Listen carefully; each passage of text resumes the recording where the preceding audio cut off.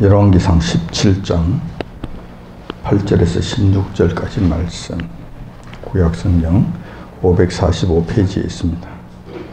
다 찾으신 줄 알고 제가 받들어 봉독하겠습니다. 열왕기상 17장 8절에서 16절까지 말씀입니다.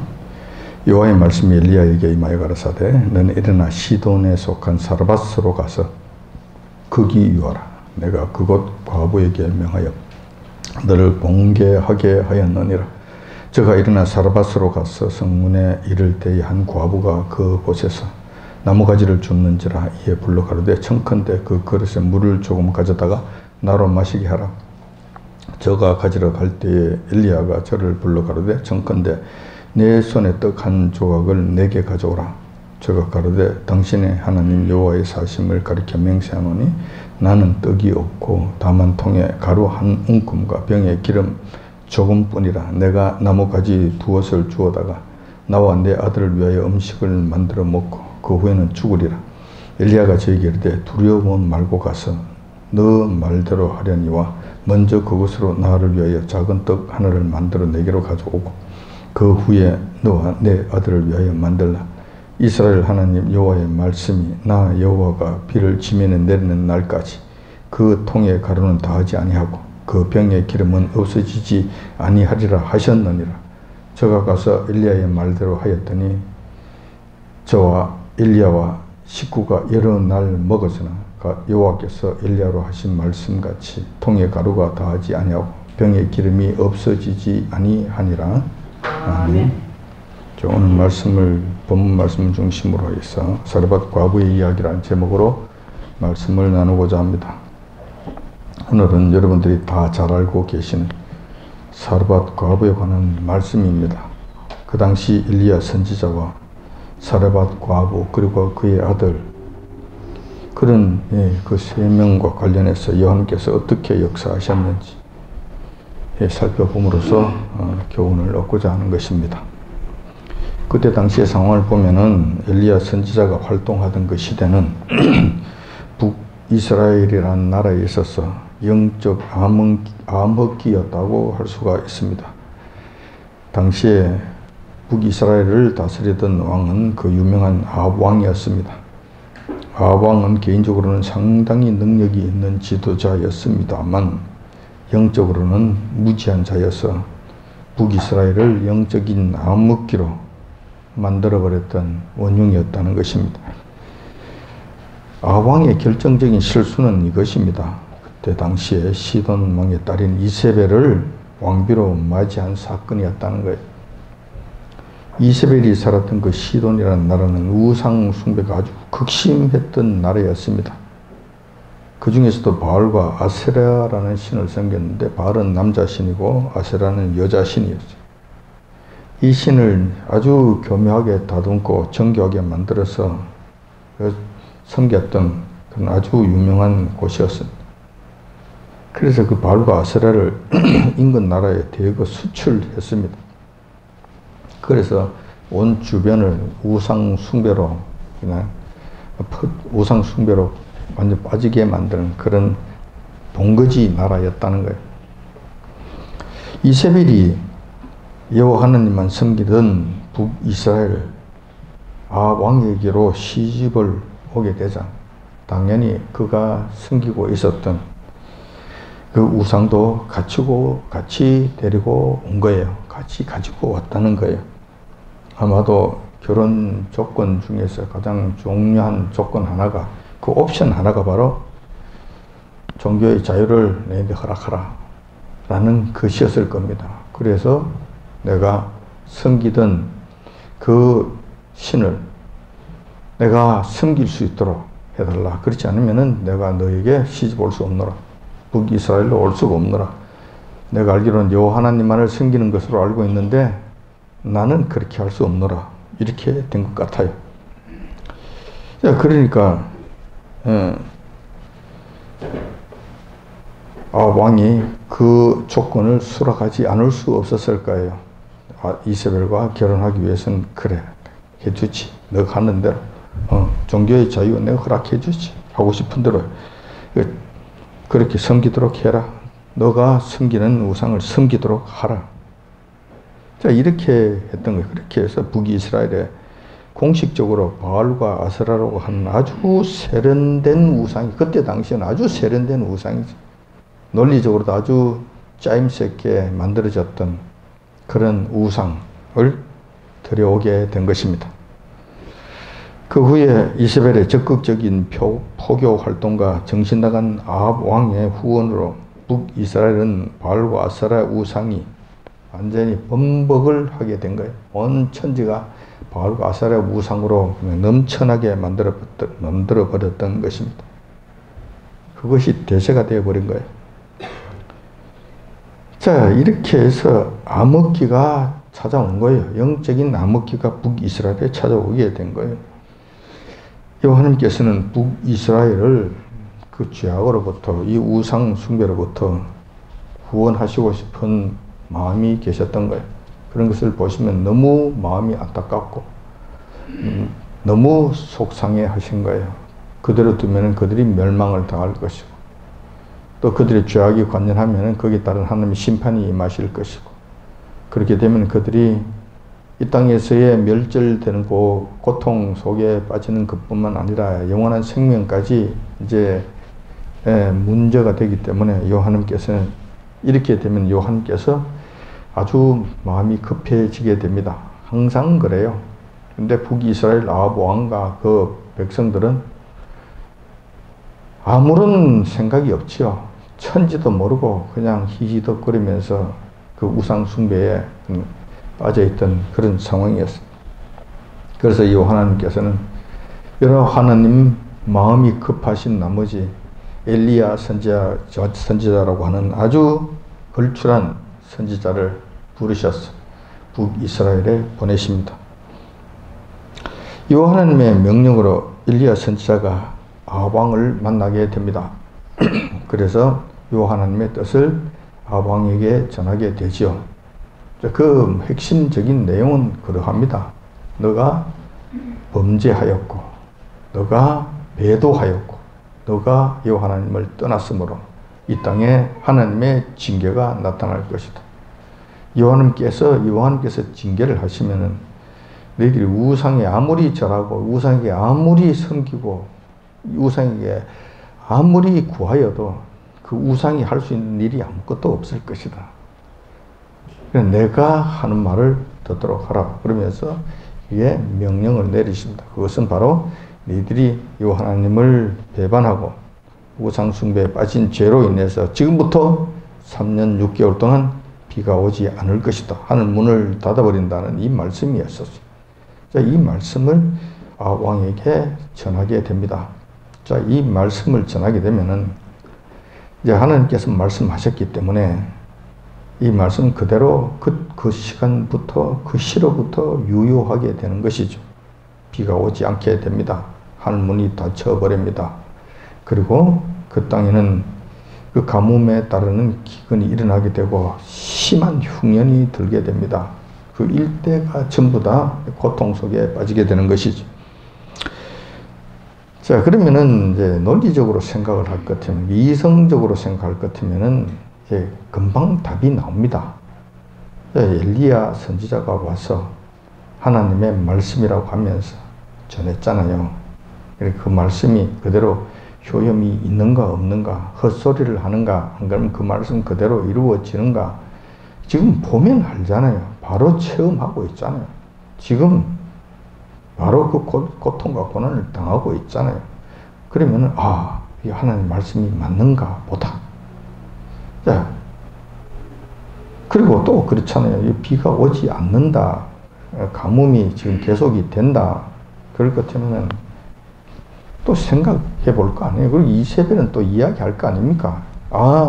왕이시여, 왕이시여, 걱정하지 마소서. 우리가 섬기고 있는 이 훌륭한 신 바알은 천둥 번개의 신이고 비를 주관하는 신이시기 때문에 내가 가서 바알이여 하면은 비가 옵니다. 걱정하지 마세요.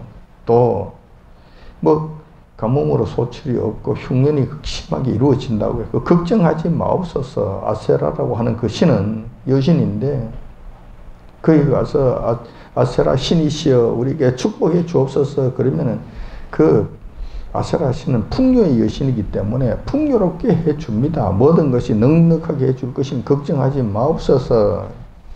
그래? 그럼 임자가 한번 해보구려. 당신이 책임지고 이 문제를 한번 해보구려. 틀림없이 그래 했을 거 아닙니까? 한두 번이 아니고 여러 번 했을 것 아닙니까? 그러면은 이세벨이 가서 바알에게 제사 지내고 아세라에게 제사 지내고 생난리를 쳤을 것 아닙니까? 그래서 이때 한 건 한번 해보겠다고. 근데 그게 됩니까? 요한께서 막으시는데 그게 되겠느냐고요. 이게 안 된다는 이 사실을 아합왕이 보면은 알 건데, 이성적으로 조금만 생각해 보면 이게 알 건데 이걸 알지 못하는 거예요.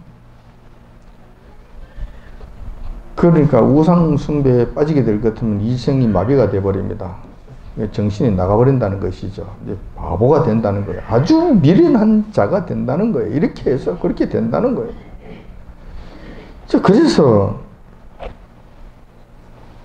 이 사건으로 인해서 이 사건을 해결하려면 이성적으로 생각해 봤을 때는 금방 답이 나오잖아요. 이건 뭐 더하기 빼기만 할 줄 알면 다 알 수 있는 내용이 아주 어렵지도 않고 어렵지도 않고 복잡하지도 않아요. 아주 간단합니다. 그냥 하나님께서 말씀하시는 것이 맞네. 바알과 아세라는 안 되네. 누가 더 큰가? 하나님께서 더 크시네. 요한께서 말씀하시는 것이 그 말씀에 의해서 바알이 아니라 아세라 아니라 세상 없어도 꼼짝 못하고 그대로 이루어지네. 근데 요한께서 우리에게 이렇게 일어난 이유가 배도했기 때문에 그렇다. 우상 숭배에 빠졌기 때문에 그렇다. 하나님께서 등을 돌렸기 때문에 그렇다. 그래 돌아오면은 이 모든 것이 풀린다. 간단하구나. 간단하지. 더하기 빼기만 할 줄 알아도 금방 알 수 있는 답이 나오는 거예요. 그래. 그렇다면 요한께로 돌아가자. 자, 아세라 치워. 바알 치워. 요한에게 우리 잘못해서 무릎 꿇고 요한 기도하자. 요한은 잘못해서 용서해달라고. 자, 이렇게 했으면 금방 문제가 해결이 되죠. 3년 6개월이 아니라 3일 반 만에 끝이 날 거예요. 끝이 날 수 있었을 거예요. 그런 경우가 있었죠. 니느웨 성이 그랬잖아요. 그냥 여호와께서 완전히 이거는 3년 6개월 동안 비를 안 내리시는 것이 아니라 그것을 그냥 유황불로 그냥 부으셔서 니느웨 성을 완전히 불살라 버리시기로 작정하셨잖아요. 그런데 즉시 무릎 꿇음으로 말미암아 풀어졌잖아요. 바로 그 문제가 해결됐죠. 자, 이런데 이제 이 악한 이 아합 왕과 아세라 이세벨은 그렇게 하지 않았다는 것이죠. 엘리야 선지자의 저주 때문에 이러한 일들이 일어났다. 저는 뭐 입만 그냥 뭉개어 버리면은 이 모든 것이 끝날 것이다. 저놈이 저주의 원인이야. 저놈이 입에 방정을 떨어서 그런 거야. 그래서 이 가뭄과 이 흉년의 원흉이 엘리야야. 저놈만 없애면 되겠구나. 그러면서 그놈을 잡아 죽이려고 온 난리를 치게 된 거예요. 그렇게 되다 보니까 엘리야 선지자는 하나님의 말씀을 그대로 전했다는 이유 하나만으로 아합 왕과 이세벨의 칼날을 피해서 도망가는 신세가 된 거예요. 잡히면 이제 바로 죽는 거예요. 그렇지 않아도 3년 6개월 동안 계속되는 가뭄으로 인해서 어마어마한 기근이 찾아왔잖아요. 그렇기 때문에 그 땅에서는 먹을 것을 구하는 것이 힘들었어요.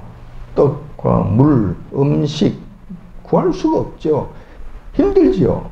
그런 데다가 엘리야 선지자 같은 경우에는 아합 왕으로부터 이제 쫓기는 신세가 되니까 더욱더 하루하루가 버티기가 힘든 상황이 된 거예요. 정말 고난의 행군이 시작된 것입니다. 자, 본문의 말씀, 이런 상황 가운데서 여호와께서 엘리야 선지자에게 하신 말씀이에요. 그 말씀을 보면 이래요. 본문 말씀이 이러하다는 거예요. 내가 너의 형편을 다 안다. 내가 어떤 상황이 있는지 내가 다 안다. 라고 여호와께서 말씀하시는 거예요. 그리고 엘리야 선지자에게 엘리야, 너가 그곳에 계속 있으면은 생존이 너무너무 어렵고 험난한 길이라는 걸 내가 안다. 앞으로도 3년 6개월 동안 거쳐야 되지 않느냐. 그 고난의 기간이 기다리고 있는데 이것을 견딘다는 것은 무리다. 그리고 너가 그곳에 있을 만한 너 같은 선지자, 너 같은 하나님의 사람, 그런 자가 그 썩어 문드러진 북이스라엘로 하는 그런 땅에 있을 만한 그런 곳이 아니다. 너가 있기에는 아까운 땅이다. 자, 이렇게 판단하신 것이죠. 그렇게 그러시면서 이렇게 말씀하십니다. 그렇기 때문에 북이스라엘 국경을 넘어서 아합왕의 통치권이 미치지 않는 사르밧이라고 하는 곳으로 당분간 피신을 하라고 명령을 하시는 거예요. 그곳에 가기만 하면은 나 여호와가 그 지역 과부 한 사람을 준비해 놓을 테니 그곳에서 지내도록 하라. 뭐 걱정하지 말고 가라. 내가 미리 예비해 놓을 테니까 그곳으로 가라는 거예요. 내가 준비해둔 그 과부는 내가 준비해 놓은 것이기 때문에 너를 잘 보살펴 줄 것이다. 걱정하지 말고 그곳으로 가도록 하라. 이런 명령이 내리셨어요. 자, 엘리야 선지자에게 있어서 이 하나님의 말씀에 순종한다는 것은 참 어려운 일이죠. 다시 말해서 아합 왕을 만나서 너의 죄로 인해서 3년 6개월 동안 비가 오지 않을 것이다. 이런 말을 전한다는 것은 굉장히 어렵습니다. 생명의 위협을 느끼는 말씀이에요. 잡아 죽일 거니까. 그래서 지금 그 위협을 당하고 있잖아요. 그런데 하나님, 선지자는 그렇지만 선지자는 하나님 말씀을 그대로 전해야 되는 사명을 띠고 있는 자예요. 죽든지 살든지 상관없이 그 말씀을 전해야 되는 자예요.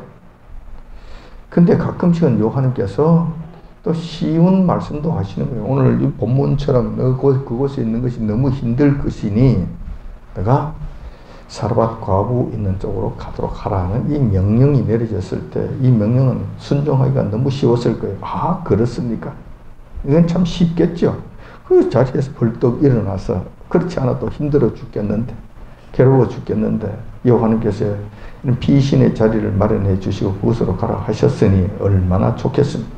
벌떡 일어나서 그곳으로 가게 됩니다. 사르밧 성 입구에 이르게 보니까 어떤 아주머니 한 분이 나와서 나뭇가지를 줍고 있는 거예요. 이것을 목격하게 됩니다. 엘리야 선지자는 그 아주머니를 보는 순간 이분이 바로 여호와께서 말씀하신 그 과부인가 보다 직감적으로 알아차리게 됩니다. 그래서 엘리야 선지자가 그녀에게 이렇게 말을 합니다. 부인, 처음에 신뢰가 많소이다마는 내가 먼 길을 왔소이다. 먼 길을 오면서 물도 한 모금 마시지 못했으니 심히 갈증이 나오. 그러니까 나로 하여금 물 한 잔 먹을 수 있도록 해주면 안 되겠소? 물 한 잔 주시오. 물 한 잔 얻어 먹읍시다. 자, 이렇게 하는 거예요. 그러니까 그 말이 떨어지니까 무섭게 부인은 나뭇가지를 줍던 일을 그냥 그만두고 중단하고 일어서서 물을 가지러 갑니다. 자, 그러자 이 모습을 본 엘리야 선지자가 또 다시 그 과부에게 다른 주문을 합니다. 부인, 이 대단히 신뢰가 됩니다만은 내가 물도 먹고 싶지만 정말 더 중요한 일이 있는데 내가 그동안 먼 길을 오느라고 오랫동안 먹은 것이 없습니다. 그러니 몹시 시장하고 몹시 배가 고픕니다. 그러니 떡이 있으면 좀 가져다 줄 수 없겠소? 초면에 신뢰가 많소이다. 자, 이렇게 이야기를 합니다. 자, 엘리야 선지자의 뜬금없는 주문 아닙니까? 처음 만난 사람에게 이게 무슨 이야기입니까?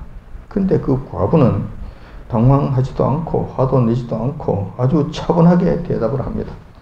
하나님께서 예비해 주신 그 사람이 맞아요. 이런 것을 보면 우리가 확인할 수가 있는 거예요. 하나님께서 예비해 주신 그 분이 맞네. 확인할 수가 있죠. 그 부인이 뭐라고 대답을 하느냐 할 것 같으면 이런 황당한 상황 가운데서도 차분하게 대답을 합니다. 당신께서 물을 달라고 하시니 그것은 제게 있어서 별 어려움 없이 할 수 있는 일입니다. 그래서 가져다 드릴 수 있습니다. 그렇지만 떡을 달라고 하시는 것은 사정상 쉽지 않는 일입니다. 내 사정이 정말 생각보다도 급박하옵니다. 저희들도 계속되는 가뭄과 기근으로 인해서 먹을 것이 다 떨어졌습니다. 이제는 저희들에게 남은 것이라고는 밀가루 한 줌하고 기름 몇 방울밖에 없습니다. 우리의 능력으로 더 구할 수 있는 힘도 없고 능력도 없고 돈도 없습니다. 그래서 지금 마지막으로 이 떡을 구워 먹고 아들과 함께 이 더 이상 이제 먹을 것이 없으면 죽으려고 그럽니다. 그래서 지금 마지막으로 떡 굽기 위해서 나뭇가지를 주우러 나온 것입니다. 내 사정이 이러합니다. 이렇게 해서 내 아들과 더불어서 마지막 남은 이 떡을 먹고 나면 그 다음에는 굶어 죽을 것입니다. 이런 처지이옵니다. 그런데 나보고 떡을 구워다 가지고 달라고 하시니 이게 말이나 되는 것입니까? 이런 것이죠. 그러자 엘리야 선지자가 그 과부에게 이렇게 이야기합니다. 절박한 상황을 내가 압니다. 들어서 이제는 알겠습니다. 그러니 내 말을 들어보십시오. 이렇게 되는 거예요. 근데 그 말이 세상 사람들로서는 도무지 이해가 되지 않는 말을 합니다. 아주 이상한 말을 한다는 거예요. 뭐냐면 부인 두려워하지도 마시오. 걱정도 하지 마시오. 그리고 내가 시키는 대로만 하시오. 남은 밀가루가 있다면서요. 그 밀가루 탈탈 털어서 기름 몇 방울 있다면서요. 그 기름 좀 탈탈 털어서 떡을 굽도록 하시오. 그리고 그 떡을 구워서 먼저 내게 가지고 오시오. 그리고 나로 하여금 먹고 배부르도록 하시오. 그런 다음에 나머지 떡은 아들하고 먹도록 그렇게 하시오. 이렇게 한단 말이야. 그러면서 한 가지 이야기를 해줍니다. 뭐냐고 하면은 나는 여호와 하나님을 섬기는 하나님의 사람입니다. 내가 섬기는 여호와 하나님께서 뭐라고 말씀하시는지 아시오? 내가 그 말씀을 전해주겠소. 내가 방금 말한 대로 당신이 순종한다면, 부인께서 이 말에 그대로 따라 행한다면 앞으로 이 재앙의 기간이 지나고 비가 다시 내리는 그날까지 밀가루와 기름이 떨어지지 않게 해 주시겠다고 약속하셨어.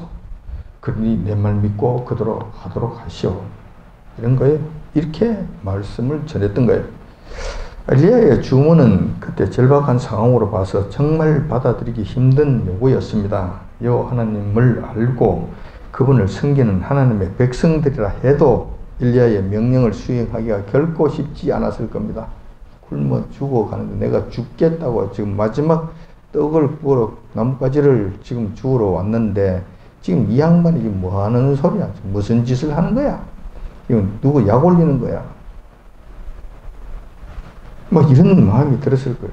지금 하나님이 살아계신다면, 그렇다면은 이런 일들이 없도록 해야 될 것 아니야. 그리고 내한테 하나님이 살아계신다면은 당신이 왜 나처럼 이렇게 구차한 사람들에게 와서 내가 먹고 죽으려고 하는 이 떡을 달라고 구걸 하는가? 이런 당신이 섬기는 여호와 하나님은 그런 하나님이신가? 그렇게 염치도 없으신 분이신가? 그렇게 능력도 없으신 분이신가? 말도 안 되는 소리 하지 마라. 뭐 이렇게 됐을 것 아닙니까?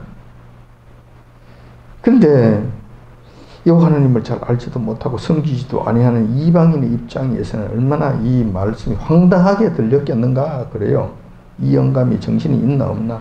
뭐 먹고 죽으려는 심각한 사람에게 이게 무슨 짓을 하는 거야? 막 이랬을 거 아닙니까? 화를 내지 않았겠나 이런 생각이 들어요. 근데 그 과부는 그렇게 하지 않았다는 거예요. 그 과부의 응답은 이러하였습니다. 나는 당신을 처음 만났기 때문에 당신 누군지도 잘 알지 못합니다. 선지자인지 사기꾼인지 내가 알지 못합니다. 그리고 당신이 명한 그 주문은 이해도 되지 않고 말도 되지 않습니다. 이거는 염치도 없고 체면도 없는 파렴치한 이야기들입니다. 하지만 하나님의 사람이라고 사람이라고 하니 그 말씀대로 순종해 보겠습니다 라고 그렇게 하면서 그가 그 말씀대로 엘리야 선지자가 말씀하신 그대로 따라 했던 거예요.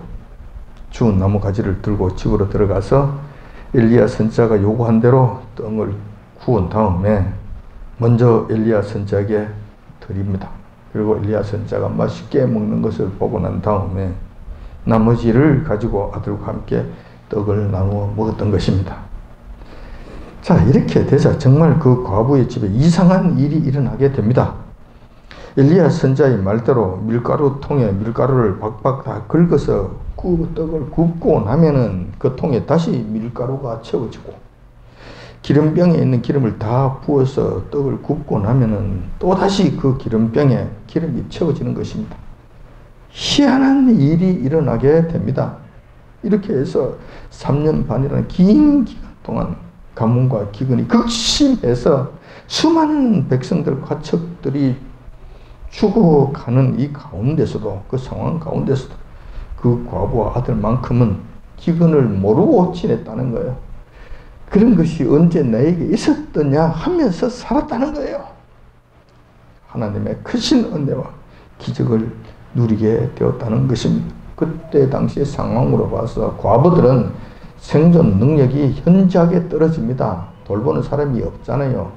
돈을 벌 수 있는 사람이 없잖아요. 누가 돌봐주는 사람이 없잖아요. 자기들도 굶어 죽을 판인데 누가 그 과부에게 먹을 것을 나눠주며 그 아들에게 불쌍하다고 하면서 입을 것을 나눠주겠냔 말이에요. 그러니 과부는, 아들과 더불어서 살아야 되는 이 과부는 더욱더 생존 경쟁력이 없었을 것이다. 그래서 이런 통상적으로 이런 기근이 오게 되면은 제일 먼저 죽음을 굶어서 죽는 사람들이 바로 이 과부, 그 다음에 이 나그네들, 그 다음에 고아와 같은 이런 사람들이었어요. 이런 사람들이 먼저 굶어 죽는 거예요. 근데 이 과부는 그 극심한 상황 속에서도 무슨 기근이 있었느냐, 무슨 이런 가뭄이 있었느냐 그러면서 살았던 거예요. 염려 없이 그렇게 모든 과정들을 겪어 나갔다는 거예요.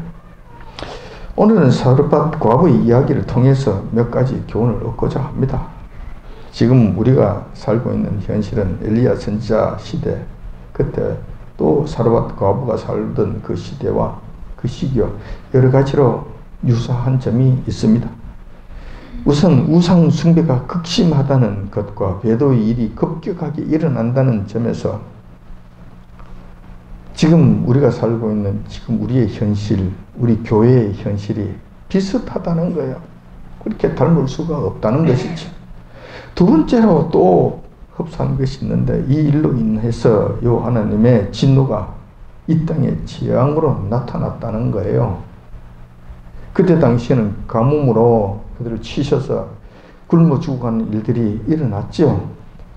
지금 우리는 어떻습니까? 요 하나님의 진노입니까? 요 하나님의 축복입니까?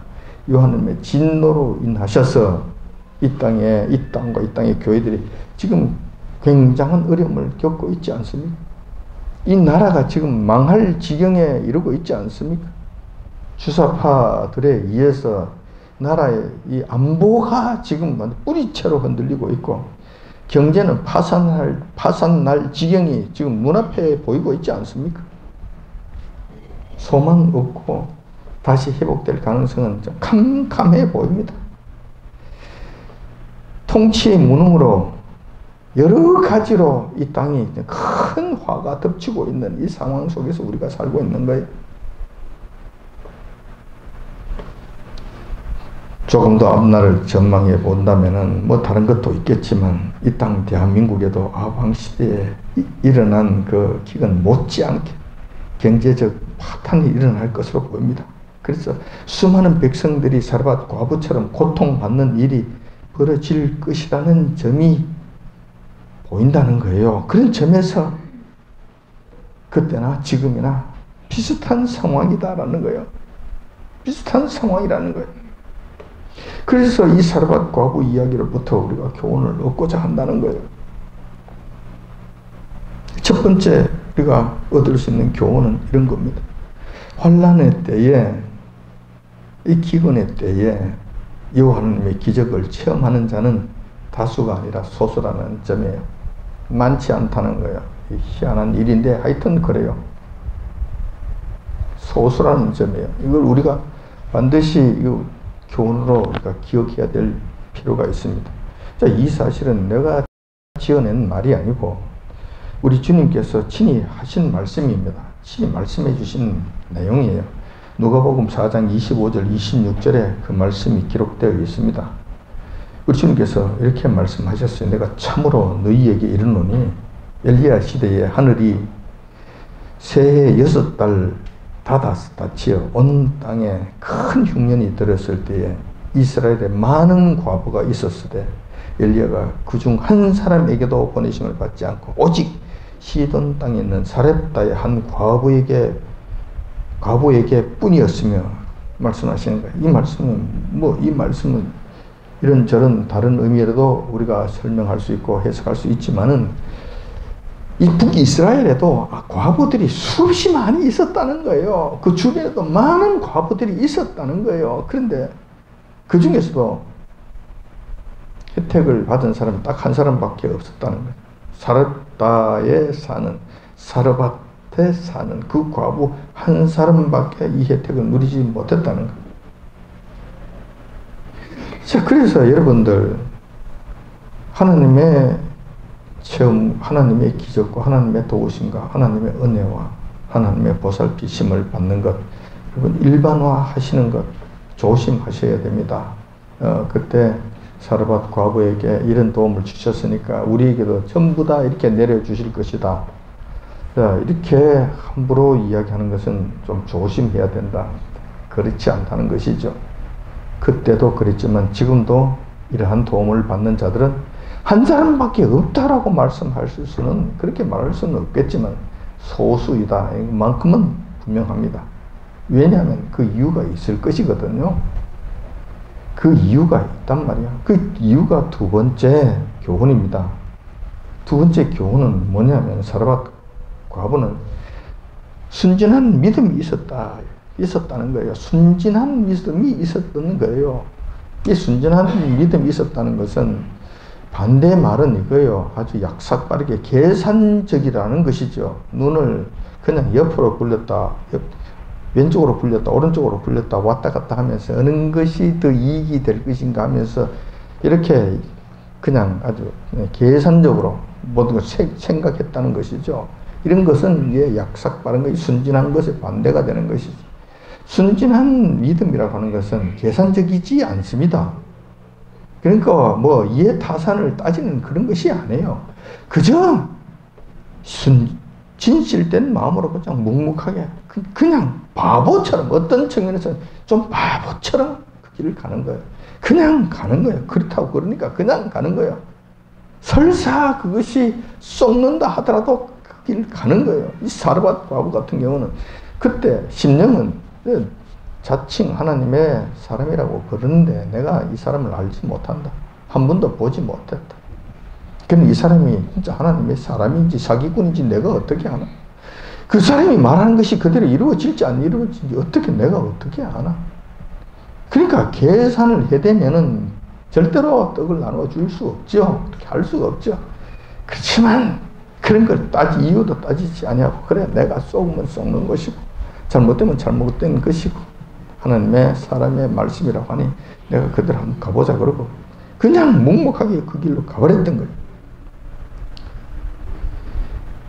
만약에 그 사르밧 과부가 엘리야 선자의 말을 거부하였다면은, 아니 미친 이상한 노인 취급을 했다면은 과연 그런 기적을 맛볼 수 있었을까? 절대 없었겠죠.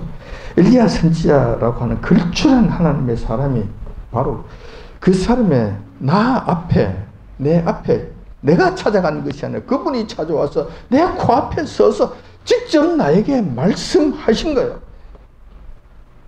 그렇게 했다 하더라도 그 기회를 잡을 수 있었겠는가? 놓쳐버렸겠죠.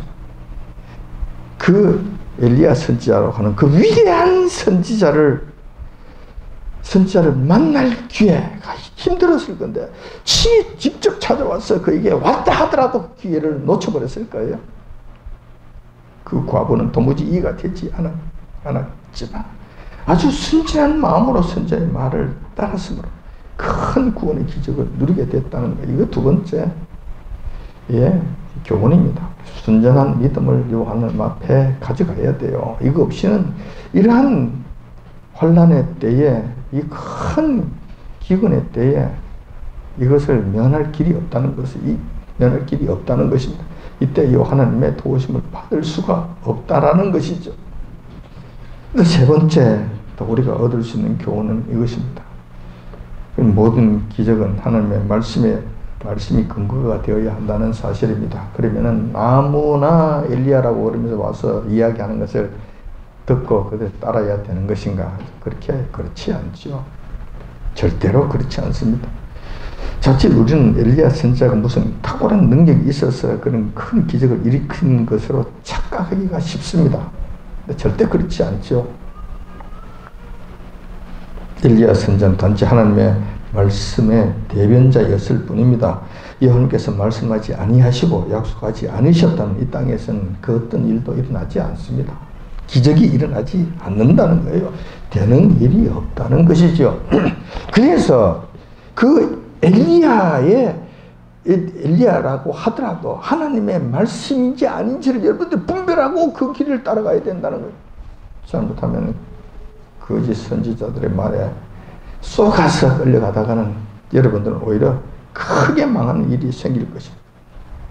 그래서 하나님의 말씀만이 여러분의 따라야 될 기준이 된다는 거예요. 근데 누가 이야기했는지 이거는 중요하지 않습니다. 엘리야 선지자가 했으면 더 신뢰성이 가겠죠. 그렇지만 이 말은 어린아이가 한다 하더라도 하나님께서 하시는 말씀이면 여러분 그게 귀를 기울이고 그 말씀을 소중히 여겨야 된다는 거예요. 그것은 어린아이의 말이 아니라 하나님의 말씀이기 때문에 그 말씀은 능력이 있다는 것이에요. 그래서 그 말씀에 순종하고 복종하고 따라야 된다는 거예요. 그러면은 결국 답이 나왔습니다. 마지막 때일수록 이런 험악한 상황이 앞에 전개되고 있을 때일수록 시간이 촉박합니다. 그 촉박이라고 하는 것은 여러분들이 여호와 하나님을 섬길 수 있는 순전한 믿음을 빨리 갖추는 것과 두 번째로 이것이 하나님의 말씀인가 하나님의 말씀이 아닌가를 분별할 수 있는 그 믿음, 그 말씀의 진리의 말씀의 능력을 빨리 갖추어야 된다는 것이죠.